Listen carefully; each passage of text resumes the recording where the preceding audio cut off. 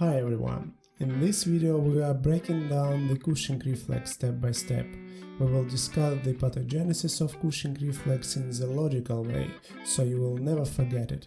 Let's get started.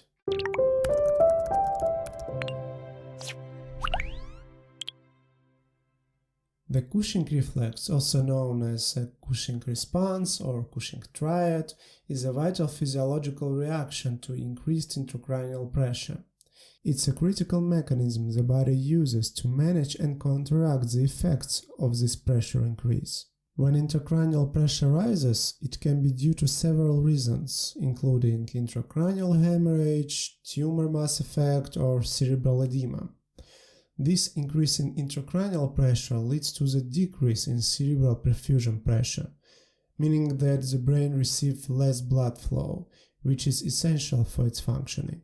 By the way, in order to understand it more deeply, you need to understand how cerebral perfusion pressure is calculated. It's calculated as a difference between mean arterial pressure and intracranial pressure. If cerebral perfusion pressure equals 0, there is no cerebral perfusion, leading to brain death. So, to prevent this, the body initiates the Cushing reflex, which is characterized by the triad of hypertension, bradycardia, and respiratory depression. Here is how it works. First, the body increases blood pressure, also known as mean arterial pressure. This rise in blood pressure helps maintain cerebral perfusion pressure.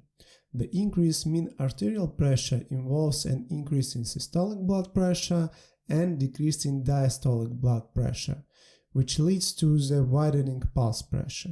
Then, this rise in blood pressure is detected by sensors in the carotid sinus, which leads to the increase in carotid sinus pressure.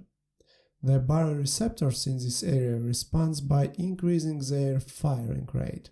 The increased baroreceptor firing triggers a response in the heart, specifically increasing the refractory period of the atrioventricular node. This results in decreased heart rate, known as reflex bradycardia. But while those mechanisms initially helps to maintain blood flow to the brain, they are not sustainable over the long period of time.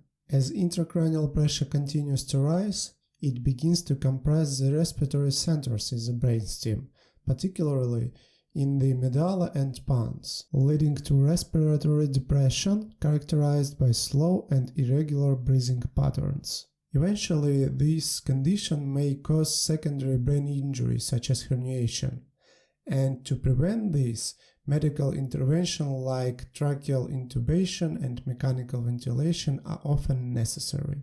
Those interventions help ensure adequate oxygen levels and removal of excess carbon dioxide, thereby reducing intracranial pressure. Okay, to summarize, the Cushing reflex involves several key responses: an increase in blood pressure, decrease in heart rate, and respiratory depression. Recognizing these signs early allows for timely interventions, such as tracheal intubation and mechanical ventilation, to reduce intracranial pressure and prevent further complications. If you found this video helpful, please like, subscribe, and leave a comment below. Your support means a lot for me and it will help me to create more videos like this.